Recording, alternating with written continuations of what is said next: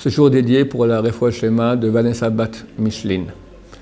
Alors, Michael nous pose une question ici.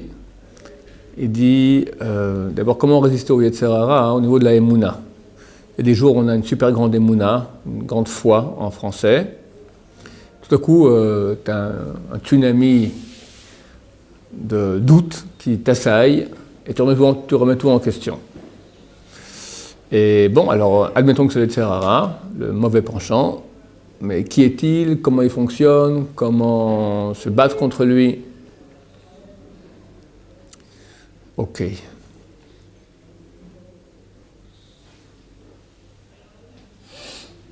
Bon, la première chose qu'il faut savoir, c'est que la source du mal, c'est le mensonge. On voit dans la Torah, la source du mal, c'est le serpent originel. Et il vient, il raconte des histoires.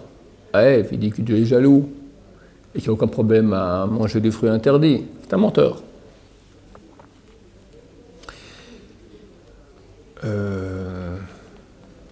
Donc, si nous voulons être dans la vérité,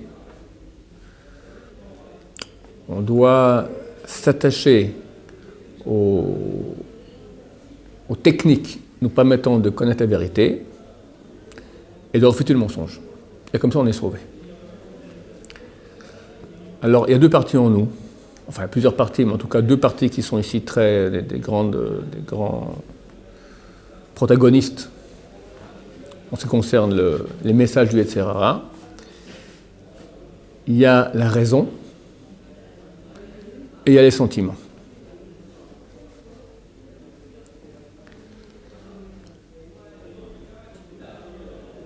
Dans ton cas, quand tu parles des doutes, enfin, d'abord expliquer.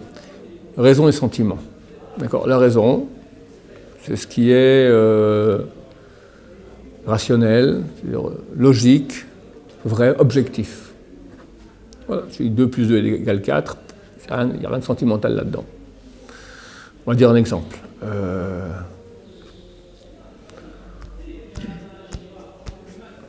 En gros, 98% des péchés qui nous concernent aujourd'hui et dans notre 21e siècle,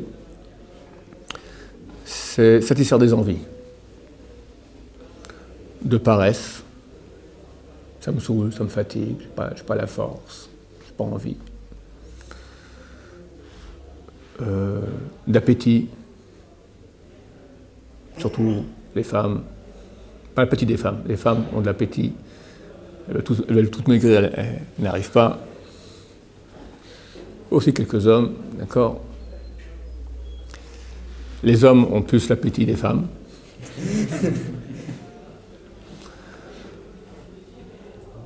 Pardon? Le contraire, non? Un jour, 21e siècle, vous avez dit. Ouais, c'est vrai que je ne suis pas à la page. Je ne suis plus à la page. Baruch Hashem. Et des femmes aussi qui ont un Yetzer Hara, je ne sais pas comment elles font, bon, il y a un Yetzer Hara des hommes aussi. La colère.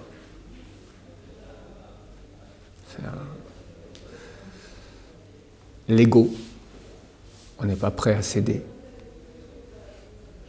Pas S apostrophe A-I-D-E-R, mais c'est des C, accent aigu, D-E-R. On va avoir raison. On a raison. Moi, encore moi. Bon, c'est à peu près la grande panoplie des envies. Maintenant, cette envie s'oppose à un raisonnement. Pour un exemple très simple à comprendre, car tout le monde vit cela, la colère. Tout le monde sait que s'il se met en colère, il déborde. Il déborde dans les mots, il déborde dans son jugement, il déborde même dans son comportement. Des fois, il peut faire des trucs cassés, frapper, d'accord. Après, il regrette toujours. Attends, quand il commence à s'énerver, il y a une voix en lui qui lui dit « Attention, ça va, t'es pas dans la bonne voie. » Donc il y a en nous ces deux aspects. L'aspect rationnel qui dit, rationnellement, tu te trompes, c'est pas ça. Mais on est submergé par nos émotions. De colère dans le cas de la colère, mais c'est pas une émotion d'envie, une émotion de paresse, une émotion de... C'est toutes des émotions, surtout au niveau sentimental. Le problème, c'est que, comme le serpent originel, le message d'émotion ne dit pas « je suis une émotion », il dit « je suis la vérité ». C'est exactement le point sur lequel il faut travailler. Quand on comprend que l'émotion n'est qu'une émotion, et dans cette mesure, elle est forcément fausse, elle a une chance sur 100, sur 1000 d'être vraie, mais d'habitude, c'est rien. Donc, ce n'est pas une chose que je dois prendre en considération, une émotion. On peut se tromper avec les émotions.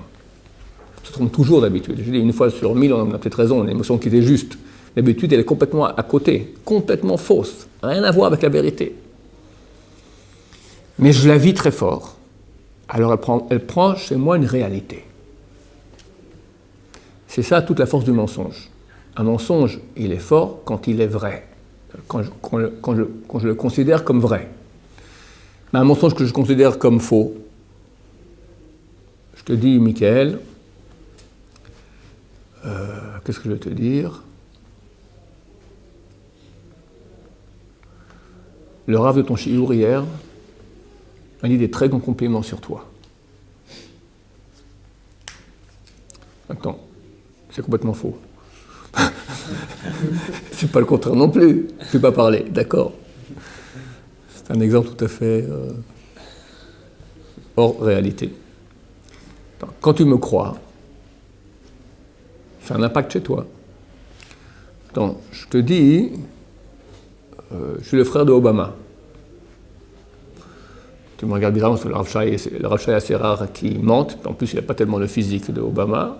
Je dis, non, je t'assure. Et tu me dis, c'est pas possible, c'est une blague. Tu as un frère qui s'appelle Obama, mais c'est pas le Obama. Non, non, le Obama, lui, là-bas.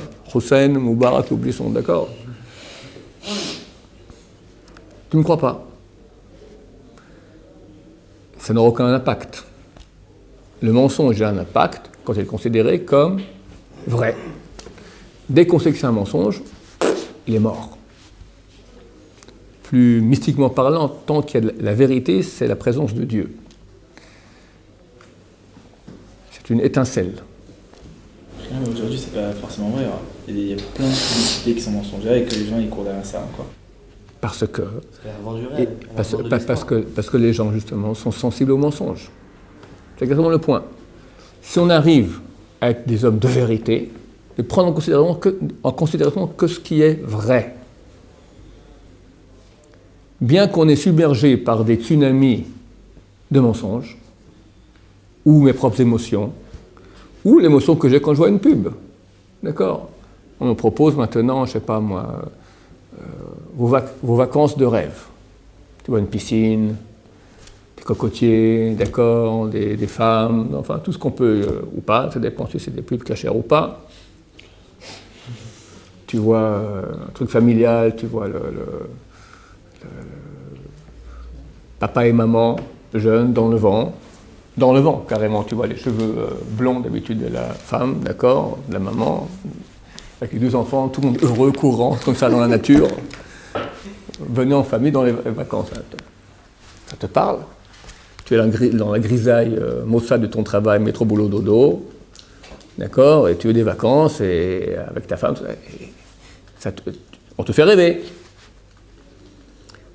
Quelqu'un qui sait qu'on ne te vend que du rêve, et ça, il y a un entraînement, à déceler le mensonge et ne pas être touché par cela. Avoir même la réaction contraire. Quand j'étais à l'école, quand j'étais jeune, au collège, j'étais dans un collège plutôt gauchiste. On faisait des exercices là-bas, on avait éduqué, d'accord, à être réfractaire au message officiel qu'il y a d'habitude, d'accord. Pour nous, par exemple, tout ce qui est journal, on avait même fait une expérience, comme ça on a fait un sketch, un sketch dans un événement, d'accord, qui est mimé, qui est joué par 2-3 intervenants, et après les journalistes doivent raconter ce qu'ils ont vu.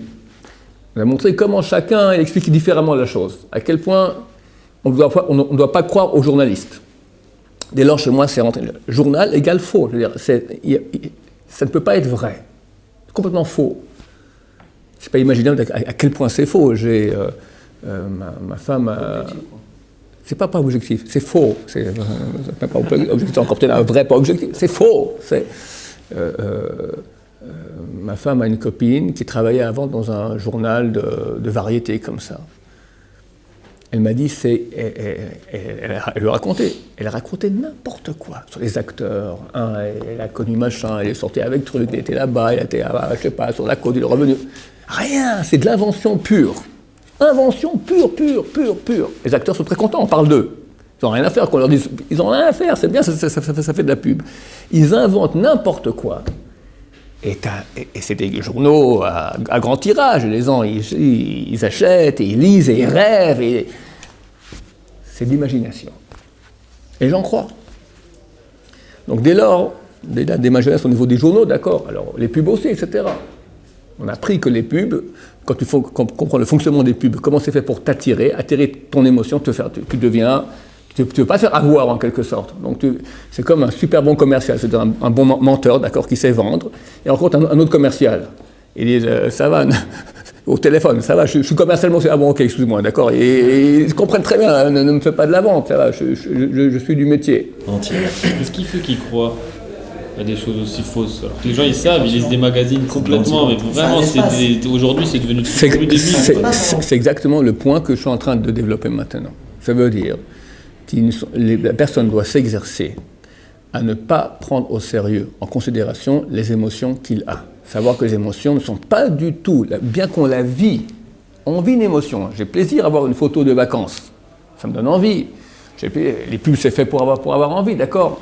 Mon imagination aussi me propose des tas de choses. Combien prends le fait de rester au lit, combien c'est bon. Qui n'a pas ce Yetzirah, d'accord.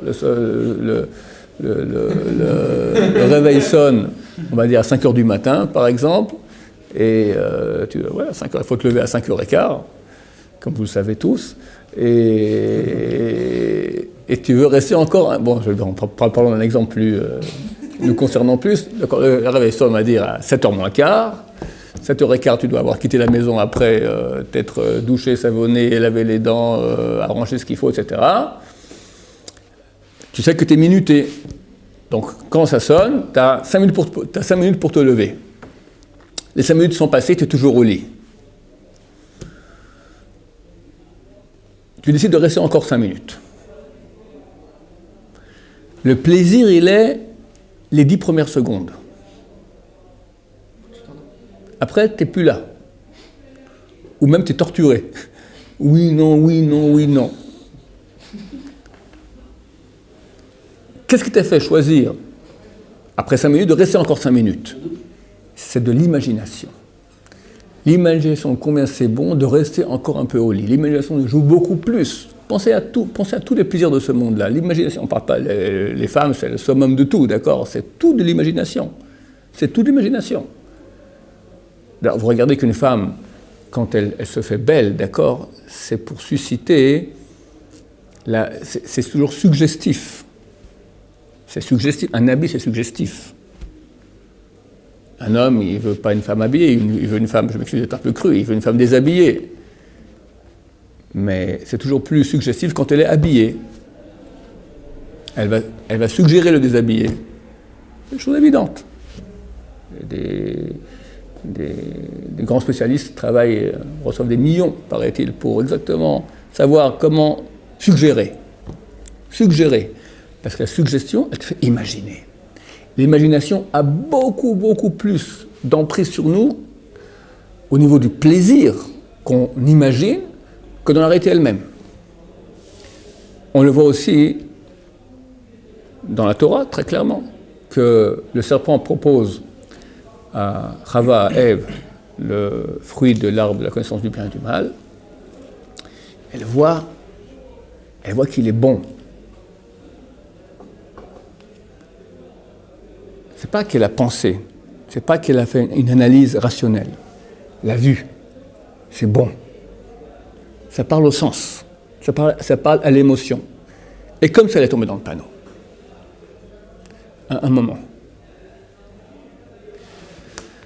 Donc nous devons nous éloigner complètement de tout ce qui est imaginatif, émotif, sentimental, sensation. Toutes ces choses-là nous font vivre des choses qui ne sont pas dans la réalité. Qui ne sont pas dans la réalité. Ah, mais je le vis très fort. C'est tout le problème. C'est robotique.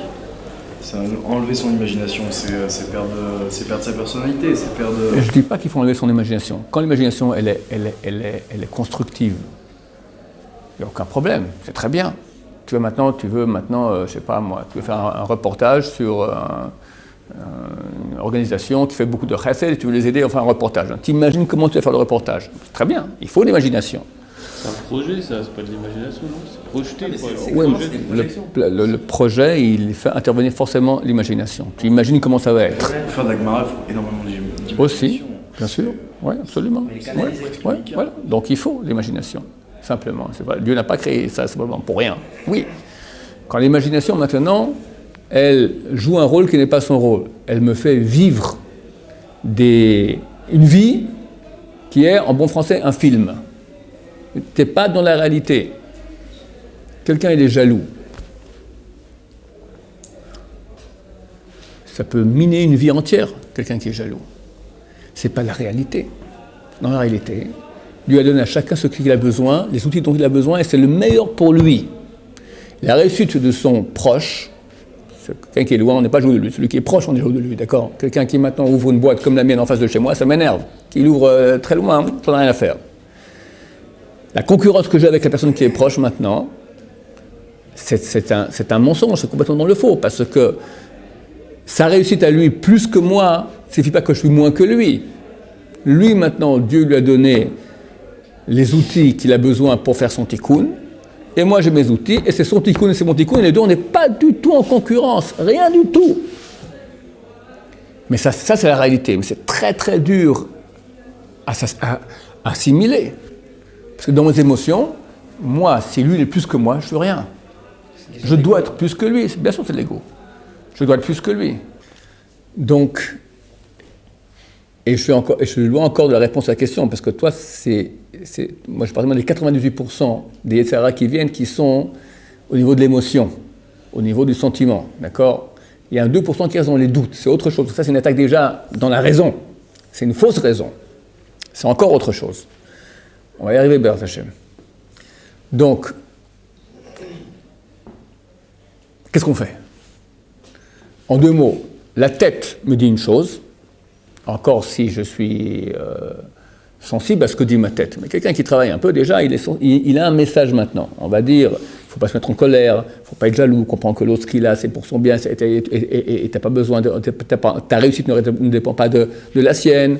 Tu as une envie, c'est dans l'imagination, c'est pas une chose qui réellement t'amène du bien. D'accord? Ce sont des raisonnements. Mais le cœur est très puissant. D'accord? C'est un vrai tsunami. Alors, il y a un principe qu'il faut connaître. C'est que, en fin de compte, dans la guerre entre la tête et le cœur, la tête peut gagner. La tête, si elle veut, elle peut gagner. Il faut la remplir, la tête, pour qu'elle gagne. Exactement. On ne va pas dire la remplir parce qu'elle est remplie la tête. Il faut la laisser s'exprimer. Distraire le cœur. Il faut travailler la tête. Ça veut dire, si le message de la tête, il est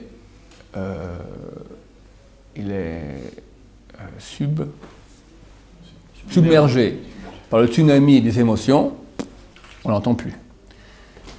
Mais il faut savoir, quand le cœur et la tête, Dieu a créé la tête plus haut que le cœur, c'est que la tête, elle a un pouvoir de dominer le cœur. Elle a ce pouvoir, total. Il est écrit, les Réchaïm, les mécréants, sont dans les mains de leur cœur. Ils font ce que le cœur leur dit. Un jour, il est jaloux, un jour, il est coléreux, un jour, il est avare, un jour, il est mesquin, un jour, il est gentil. Son cœur, une girouette. Super ingérable, très très dur, très dur. Les tzadikim, Leur cœur est dans leurs mains. Ils maîtrisent leur cœur. C'est qui le il? C'est lui, sa tête. Donc, Dieu a créé qu'il y ait une maîtrise possible. Maintenant, où tu prends les volants de toi-même et tu commences à travailler avec la tête et dominer le cœur, ou le cœur, il aura ta peau. Il aura ta peau. Alors comment on fait? Le seul moyen, c'est renforcer la raison sans cesse, se répéter. Chaque fois que tu répètes une chose au niveau de la raison, un raisonnement, le cœur entend ça. Le cœur entend ça. J'ai une émotion, tac. Je veux rester au lit. Ou je sais pas, je suis jaloux de lui. Ou il m'énerve, d'accord? Quand je raisonne, je dis, le message que tu entends maintenant, il est faux. Il est faux, c'est pas la réalité. C'est complètement dingue. Oublie, c'est de l'imagination, tu es à côté de la plaque complètement. Ça calme le cœur un peu. Mais il revient, ça revient tout de suite. Il faut comprendre, c'est un bouillonnement. Chaque fois que je raisonne de nouveau, je remets une petite marque. Au bout d'un moment, quand tu fais 1000 petites marques, ça fait une grosse marque. Au bout de 1000 fois que tu fais un raisonnement, tu deviens beaucoup plus puissant. Au bout de 10 000 fois, le cœur s'est aplati. Knock out, KO en français. Il est ratatiné. Il t'écoute. Tu l'as maîtrisé. La raison peut maîtriser le cœur. Ça doit passer à travers la bouche. Ça vaut la peine. Le raisonnement, mais ça vaut aussi la peine de dire. Et ça vaut même la peine de trouver des versets qui vont dans ce sens, parce que la toucha des versets, la sainteté des versets, elle aide beaucoup, où il y a une certaine shmaya. Quand je parle de réalité vraie, il y a toujours Dieu qui est avec. Il faut comprendre. Je parle de jalousie, il y a Dieu, il y a le paresse Dieu, des envies, d'accord? Il faut toujours revenir à Dieu qui est la source de vérité. Quand on pense à Dieu, on pense à son message, ça a un impact, plus fort encore. D'accord? Mais ce n'est pas toujours contre le verset adapté, ni la volonté de Dieu adaptée. Si on peut, c'est certain que ça aide énormément, plus. Ça, c'est au niveau du Yetzer Hara commun. Maintenant, il y a un Yetzer Hara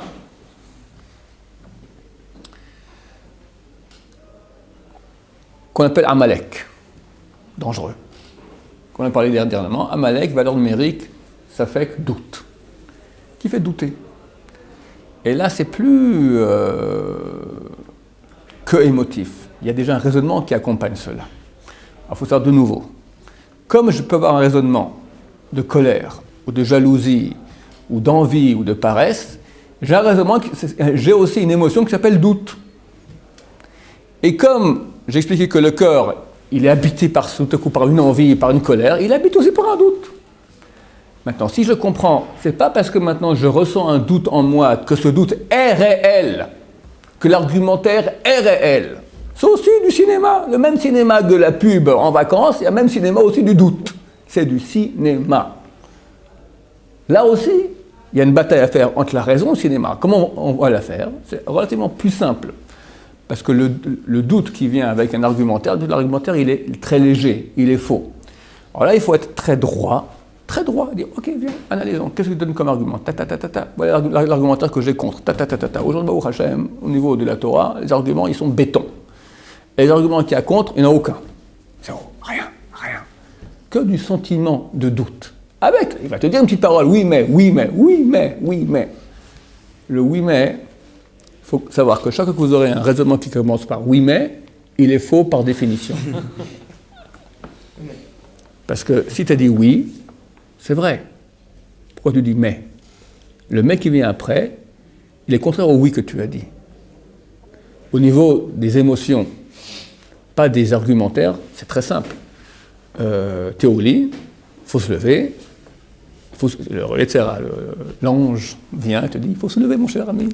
Le Sahara qui dit, oui, en forme de duvet, d'accord, et d'oreiller, il te dit, oui, mais, tu vas être en retard, oui, mais c'est si bon, oui, mais je vais faire plus vite, oui, mais j'arriverai quand même, oui, mais... Non, il dit n'importe quoi, tu sais très bien que tu ne peux pas y arriver, tu calculé déjà à 24 minutes et demie pour arriver à l'heure, d'accord. Et tu dis, maintenant, tu es 3 minutes de retard, ça fait 22 et demi, oui, mais ce coup-là, j'arriverai. Le mec qui te dit, c'est n'importe quoi, tu le sais. Ah, pourquoi t'écoutes? Parce que t'es sensible au mensonge. Comment définir que c'est un mensonge? Comment déceler que c'est un mensonge? Quand on dit oui, mais, sache que tout ce qui est après le mais, c'est faux. Idem dans l'argumentaire, soi-disant argumentaire douteux des deux, de Amalek, d'accord? Il dit oui, mais. Attends, t'as dit oui, donc c'est un super grand. Regarde l'argument du oui. Le mais, quelle valeur il a? D'habitude, il est mensonger, mais analyse-le bien et tu verras qu'il n'a aucune valeur. Ça, il faut être vrai. La grande guerre entre le mal et le bien provient de la technique qu'on a vue du mal, qui est le serpent originel, qui est un menteur.